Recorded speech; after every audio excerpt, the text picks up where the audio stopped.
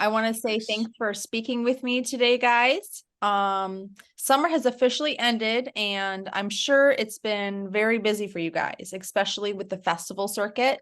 How did the season treat you, and were there any festival moments that stood out for you guys?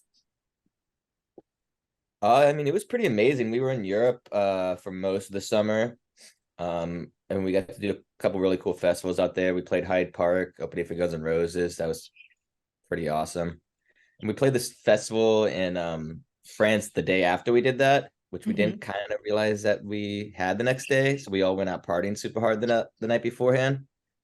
Um, and then we like took the stage at this place in France, and it was a little empty. But as soon as we started playing, like thousands of people like started like just coming in, and it was kind of my favorite show of that whole tour. Nice. Yeah. And what about for you, John? Yeah, that was probably the same. Hyde Park. Was Hyde Park right before the France one? Yeah, I remember we went out to that fancy club right afterwards, Oh and then we yeah. woke up Yeah. hungover, and we were like, "Oh shit!" Yeah, we had like a 1 o'clock set in France. Yeah, it ended up being it was like the 1 o'clock set in France. The set itself ended up being the perfect hair of the dog. It was I mean Hyde Park was unbelievable.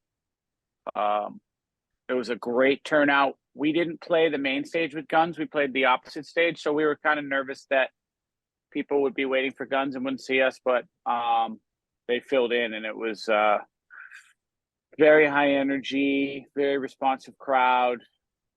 I think we had really good sound at both shows. That was the high point of the summer for sure. I think, yeah, those two shows. Um, there was a lot of really cool festivals that were in remote areas of France and areas of Europe that were it was neat to be out there, to be that far away, where English hasn't even kind of like made it over. It is a little, but it becomes difficult to order a hamburger type situation. Um, those were neat too, but yeah, musically, Hyde Park and that France festival. And the France festival was really cool because musically it was mostly focused on French pop stars who, their equivalent of Beyonce was sort of headlining, I guess. And so it was really, really a lot of young kids partying, and it was at a very unique location. I can't remember if it was an old college or high school or mental Our institution, castle, or whatever it was. yeah, Yeah, yeah, I can't remember the name of the festival even, and it was like my favorite one. yeah, yeah. Same names, but I'm sure there's some other stories from there. yeah. Well, let's get to talk to recording the new album. The upcoming album is appropriately titled Can't Find the Brakes. It seems like a perfect metaphor for Dirty Honey's fast-paced life. Is the title a nod to that? Most definitely. Yeah. And it was a nice synchronistic freebie because we had just named a song that, and the song isn't even a single. It's a very good song. Um, but it was like, oh, that sounds like it's got a ring, and it sounds like what we've been doing, and perfect. So the torture over coming up with the name for the album was very short lived, and Yeah. it's just one of those things that felt right, you know. Yeah. In our other interview, Mark had filled me in and how you guys navigated the pandemic by recording your debut album over Zoom with Nick. How did it Yeah. shift the dynamic to actually hop on a plane, land in Australia, and collaborate in a real brick and mortar studio this time around? Well, that's how we It was did our initial EP. So it wasn't our first time over there, but it's definitely like it's night and day, like to be in the room with the person and like be bouncing ideas off of each other, and like I don't know, even like to go into the kitchen when you're not in the studio and talk about life or talk about a song. But it's very different than when you're trying to do it over Zoom and there's always everybody in the frame too. It's I hated doing it over Zoom, honestly, the last record. there So was something up there was something about it that reminded me, and I think of Justin, of the days when we were just, trying to make a living around LA, and you get called for a recording session and you had to get it done in a day, and you were getting paid. It felt like that, and it was weird because it was our band. It shouldn't feel like that, but we are obviously attached to the music and attached to the result more than we would be. I think Justin is just going to go throw up real quick. Yeah. And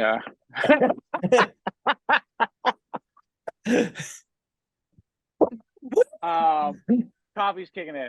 Yeah, but the pandemic record felt like that a little, and that was kind of weird. I think listening back to all of our catalog together has proven that the record does hold up, but the experience was less magical for sure. Nailed it. Yeah, so it seemed and soundbite. Nailed it. So last time I talked to you guys was like on the side of the road. Like, wait, you did? Mm-hmm. Where? Yeah. Where? You guys were on tour. You were in a car on the side of the road, and it was like it was so. What state were we in? I don't really remember. It was such a slash and burn interview. It was just like it was like we're on. What year was this? Road. God. You said it was for the last record, so like 21?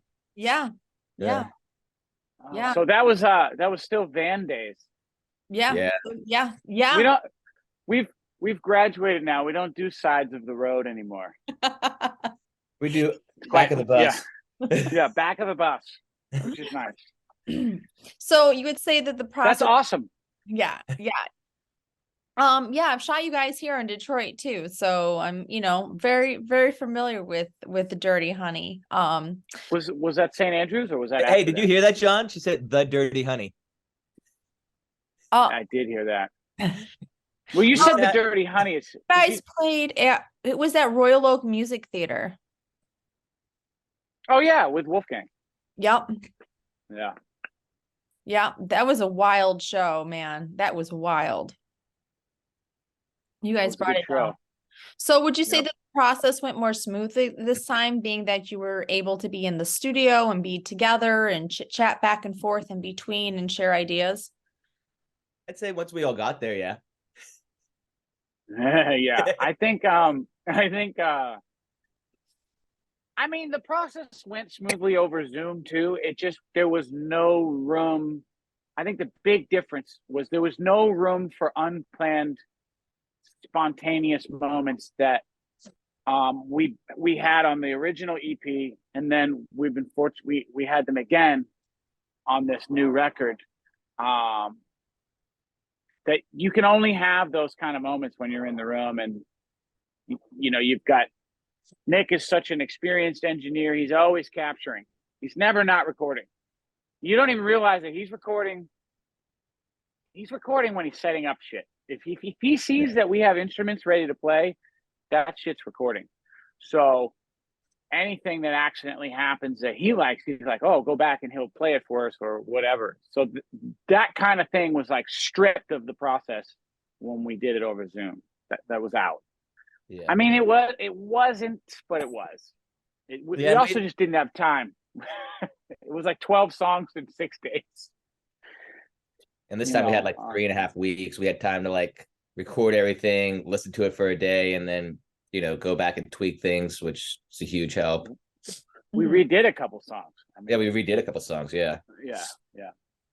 Creatively, this time around, you've really expanded on your sound. It's like Dirty Honey is in the fast lane now with new energy. Was this something that you planned from the get-go, or did this just kind of happen while you guys were jamming? I mean, I think we kind of talked about it a little bit, maybe not like we need to do this type of song, but like we can't just make the same song over and over again. I mean, I think a couple of the songs, like when we did Don't Put Out the Fire, we were like, let's do something that's a little bit more mid-tempo groovy. Yeah, I don't know. What do you think, John? Do you think this was premeditated? Well, I I felt like the EP and the first LP were really one record in terms of where Yeah, our heads were artistically. And I felt like there was when we made the LP, the pandemic record, there was a lot of, we were always comparing our new babies to the old ones. So we'd be like, oh, okay, this one is like When I'm Gone. This one is like our new Scars. This one's our new Down the Road. So we felt like we were like, okay, we've got, this makes sense. It almost made too much sense in it, yeah, if you follow me. And so we thought we had these lanes that we needed to stay in, I think. And we did a great job at doing that. I don't regret anything on either record. But once that was finished, personally, and I think I started voicing it to the band over time, I was like, I feel like I don't, that's like a chapter that closed, and I don't know what's next, but that's exciting, and it should be expanding a little. And I think we started that process a little bit, and then we made the drummer change, and I think Jaden, specifically, that it's him, and the history he has with both me and Justin, and a little bit Mark, and how talented he is, was perfect for that motive, you know. Sorry, I don't know. There's like a weed whacker over here. He was perfect to aid that growth in change. I mean, I think a lot of the ideas came together on his first tour. yeah. You know, they really, and it was just a boom. One of the things he does so well is sing backups. You know, he's trained his ear that he just knows what the harmony should be. And I think that really opened Mark up. I think he felt freer. And then, you know, Justin and I both know Jaden musically and personally. So there's kind of there's no tentativeness in there. We're not learning each other. This isn't a new guy. This is like, Yeah, we'd it's really actually an amazing thing. before. Yeah. Yeah. We've lived with him. We've played with him. We've worked with him. We've created with him. So There was we no couldn't hiccup or ask for, anything. There's no learning curve. It was just like straight into Yeah. creativity. Actually, more creativity. Like I Yeah. think yeah, it was more, yeah. one of our first experiences of just like a song getting written and pretty much finished in like half an hour, just in like the jam room, which was what's the name of the song, John? Oh, You Make It All Right. You Make It All Right. Thank you. Yeah. Need more coffee. But yeah, we like that just came out of like a jam, and like the melodies and the music were pretty much all written, you know, in John's garage, which is 10 feet away from him right now. And then Mark obviously finished the lyrics in Australia, but that was a huge moment for me, and I hope for the band, just like as us coming together as a unit, that song in particular. Yeah. John, this album is a treasure chest of amazing riffs that stick in your head. Do you feel like you've hit a new level with this album, and how did you come up with them? Yes, I wrote every riff. Print that. Just kidding. I didn't. Well, Justin wrote "Can't Find the Brakes" riff. Let's give the credit where it's due here. Okay. Did Mark write a riff? Mark did write a riff. He wrote Get a Little High. Get a Little High. He wrote Get a Little High. And I wrote the rest of them, I think. I did Ride On. Oh yeah, you wrote Right On. I forgot. And I did the acoustic one, whatever it's called, Coming Home. Yeah, that's right. Well, that's not a riff. That's not a riff. And we kind of did Don't Put Out the Fire together. Yeah, me and Justin did that one together. Well, shit. We got what else is on there? I'm sorry. Yeah. It is a treasure trove of riffs, though. I think there's some fucking great riffs on there. Yeah, I mean, this well, album, yeah, I definitely did. Obviously the newest single, and I did Dirty Mind, and I did what's the last song? Mhm. What's the last song? what's that one called? Rebel Sun. Rebel Sun, and Satisfied. Satisfied and Won't Take Me Alive were written in the same night, just by myself, which is cool because I was by myself, so I did the drums and bass, like my own version of it. It's funny to hear those now because they're so different from, when the band actually puts their own parts to it. Yeah, I don't know. Here's the answer. If you were to cut all that bullshit out that I just said, every cycle of riffs, it has to come from a new place for me. At one period of time, I was really scientific about like what makes a riff.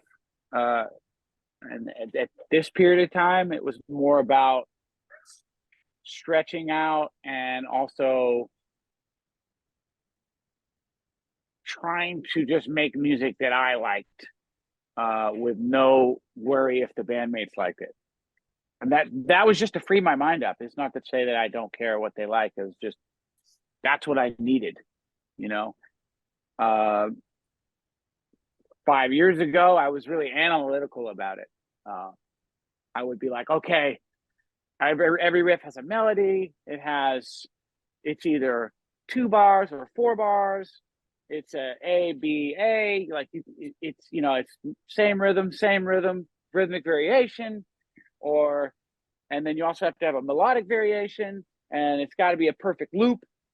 So when the end leads to the beginning and the beginning leads to the end, like that's how I did it for a while, and then that got stale. So I think for me, it's a constant game of trying to keep or find a fresh approach mentally. I can't just keep, as soon as I feel like I'm using too much of a method, the magic doesn't come out anymore. I think, I don't know, or I'm just insane, which is possible. Both. It could be both. It could be both. And then there's always the variable of, showing it to the guys, and some last minute spark changing it to being the good version. Which a good example of that would be the chorus riff to Rolling Seven. That one came out of the analytical period, and then when I kind of played it accidentally too slow, Corey played a certain drum beat to it that then flipped my whole perception of it. And then I was like, oh, we're going to do it this way. So you never know. Well, let's jump to the fall 2023 tour. You guys are making me laugh. Yeah. So this North American tour has been pretty massive, covering coast to coast. What excites you most about hitting the road this time around? Being in America. Other Yeah, than same. not having the van.